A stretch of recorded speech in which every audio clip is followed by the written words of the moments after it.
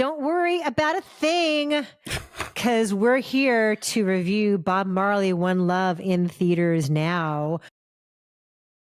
You got to subscribe because nobody else will come up with the many Walk Hard, a Dewey Cox Story comparisons like we will here at Breakfast All Day. It's a movie that like you just cannot help but think about in watching any music biopic that has come since, and a lot of unfortunate similarities here in this Bob Marley movie. Alonso, will you describe it, please? Oh, I can't bring peace. I can't even get peace for myself. Rise up this morning, smile with the rising sun. There is a moment where he is standing on stage, and before he can start singing, there's a flashback to him as a child, and I thought, oh, we're doing this. So this is a biopic about Bob Marley that does not have a lot of information about Bob Marley in it. I kind of felt like it opens with, it's the 70s, and he is trying to put on a concert to heal a torn apart Jamaica. There's an election going on. There are two political parties that have cleaved the nation in two, and he's preaching peace and unity. And there's an assassination attempt. And at that point in the film, I'm like, wait, who are these politicians? What do they stand for? Why is Jamaica ripped in two? What's even happening here? Does this movie care? No, it does not. No explanation, no background. I mean, like, give me one exchange of conversation, something, a news footage, anything. No, we're not going to bother with that. And so it's a movie about a guy who is a talented musician and was poor and loves his wife, but, sleeps with other women sometimes because what are you going to do? Like, seriously, Bob Marley's a fascinating figure, and I didn't get anything from this movie to explain to me why he matters in the culture, what his particular circumstances were that drove him to do the things that he tried to accomplish and that he did achieve in this life. I don't even know what this movie is. Like, I kept waiting for it to be something. And if you're not going to dig into him, then dig into, like, I don't know, the global reach of reggae, or the very, the granular specifics of his marriage and his children or something. And this movie just kind of skates over everything. It's from Reinaldo Marcus Green, who gave us King Richard a couple years ago, another biopic that I think didn't ask all the questions that it could have. And so while you've got Kingsley Ben-Adir, really throwing himself into this role, and Lashana Lynch walking away with the movie Always as good. Rita Marley, so great in this. I didn't get anything out of this. I mean, we just talked about Maestro on Breakfast All Day, and we were kind of discussing the idea of, like, if you don't go into this theater with some knowledge of who Leonard Bernstein was, why he mattered, and what made him unique and important to the culture, like, how much of that would you glean from this movie? And this film, I feel like if you're looking for any kind of depth about why Bob Marley was important, and he was important, this is not the film to get that from. Do you mean that you were talking about it on Maximum Film? Maximum Film, sorry. This is Breakfast All Day.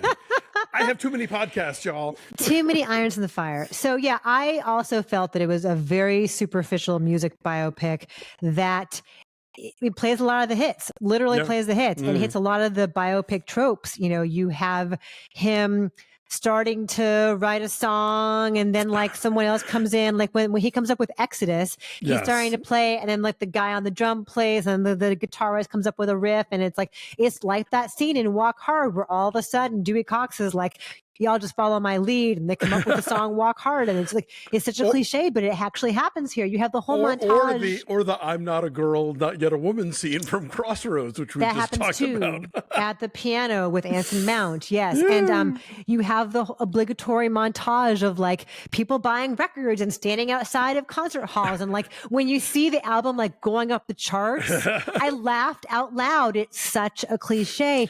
You learn so little about what moves him. He speaks in these really simple platitudes about, like, the music needs to be about unity.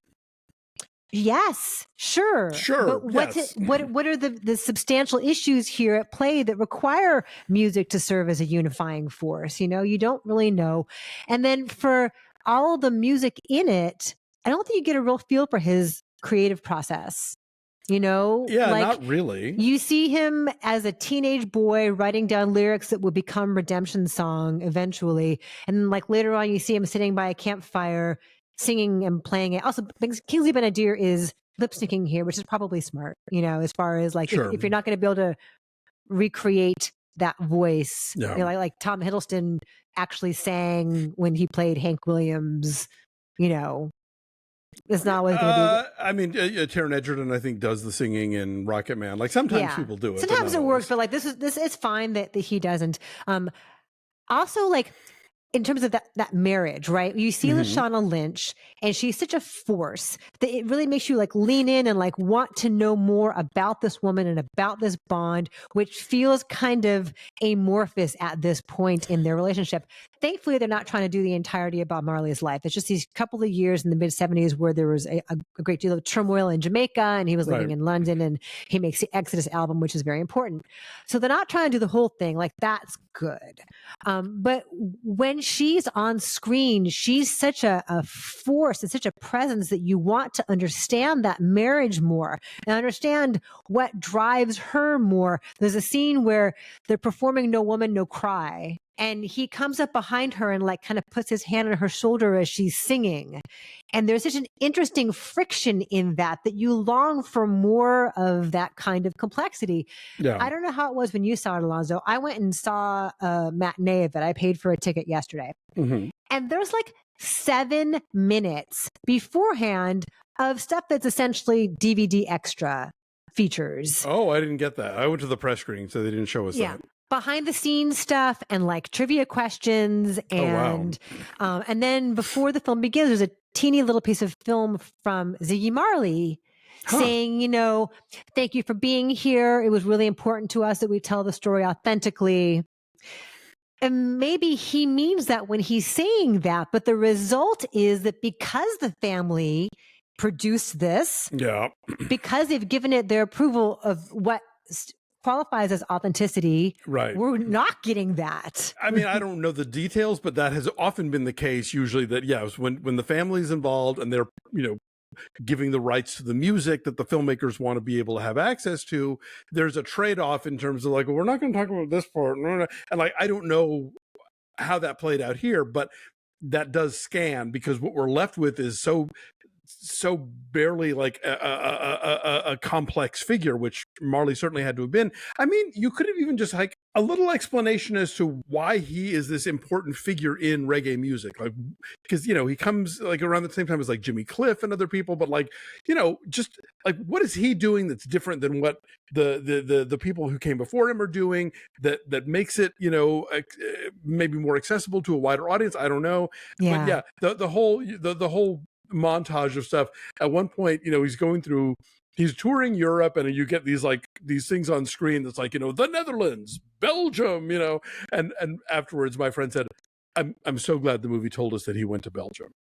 Right. It's like a stage and an audience, and it could be literally any place, anywhere. Yeah.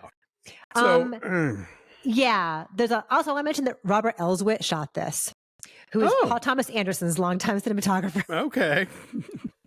Which, like, it's lovely, but I don't know that he adds any kind of particular visual panache to this. I mean, I will say they do, and this is the thing we talk about all the time, where, you know, the cinematographer's shooting black faces. He does a very good job of making everybody crisp. No one gets lost in the shadow. I just rewatched Dune Part 1, and there's that scene where, like, they're putting on the moisture suits for the first time, and the doctor lady who's running the spice stuff, like she is backlit and talking to them and disappears. So the fact that Elswit like shoots everybody in various kinds of lighting, whether it's you know shadow or daytime or nighttime, you can see everybody on camera, and that's a thing that a lot of cinematographers don't always get right. So he does do that.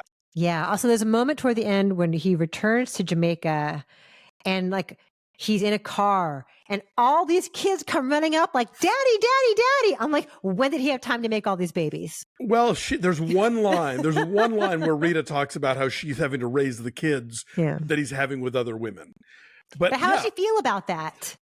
not thrilled, but she's Yeah. doing it. Yeah. Again, there are so many unpacked valises in this movie that just no one bothered to open. And so, yeah, I think what we're left with is buy the soundtrack, everybody. Yeah. So what's your number then? Like a 4.5. I think this is a real disappointment. Yeah, I'll say a 4. Yeah. Yeah. So Bob Marley One Love is in theaters right now. If you're interested, go get the song stuck in your head for the next week or so. For sure.